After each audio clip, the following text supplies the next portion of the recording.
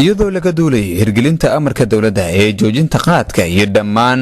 dhaqangelinta amarada madaxda qaranka ee deegaanada xorta ayaa xilli habeenimo waxay ciidamada xoogga dalka ku qabteen bar kontarool jaadkan oo la doonayay in magaalada lagu geliyo sidoo Malaysia iyadoona ugu dambeyn aroornimadii hore saaka lagu gubay bartamaha magaaladan Baardhadi saraakiisha ciidamada ururka 49aad guutada tobnaad qaybta 43aad ee ciidamada xoogga dalka ayaa shacabka magaaladan uga digay isticmaalka maandooriyahan iyo qatarta fidida cudurka COVID-19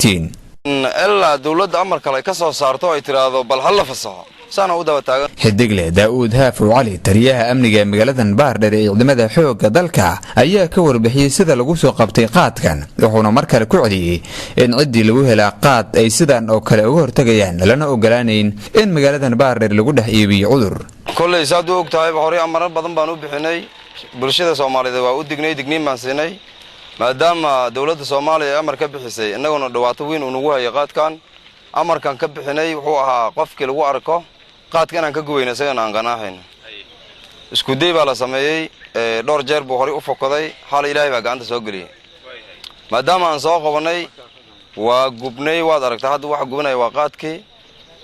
kulay waxaan u sheegaynaa bulshada ma din doonaan laakiin ay ka dan u din doonee waxaan amar ku siinaynaa laga bilaabo saaka hadaan ku aragno hadda maanta waxaan gubnay waa qaadkii qofka lafiisaan gubayna hadaan amar walno waxaan u sheegayaa baabuurtana iska gubina lafiina ku qamaarina hantidiina ku qamaarina waxaad qurankan ku bixin lahaydeen inay ku bixiyaan ilmahooda guryaha ay ku dhistaan oo ilmahooda ay ku biishaan baan ugu digayaan ugu baaqayaan bulshada dhan baan garab taagan tahay rag iyo dumarba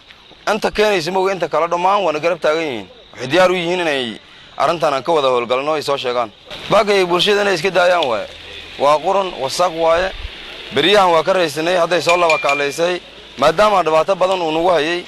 oo laga raystay hadana udur uu wato baalkaan la iska daayaan ugu baaqaya idaan ku aragnana kulay abaalkeeda waasaan ayadana saraakiisha siraa kulay amarka bixinta qofka shakhsiga oo iska la qaadkan mas qaadadka dambe oo imaan doono isku day sameyn doono go'aanka qaadashada saraakiisha aniga sareysa iska laakiin gubidda qaadka aniga iska leh markii 99 way dhibic 9 u leeyahay aad buu fiican yahay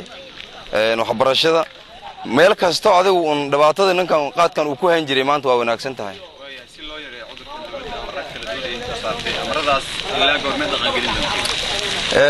ilaa dawladda amar kale ka soo saarto ay tiraado bal hal la fasaxo sana u daba taaganahay mana diino geedkii galaan baan la galeynaa meesha ka baxna oo kala bixi doona Umar Idris Ahmed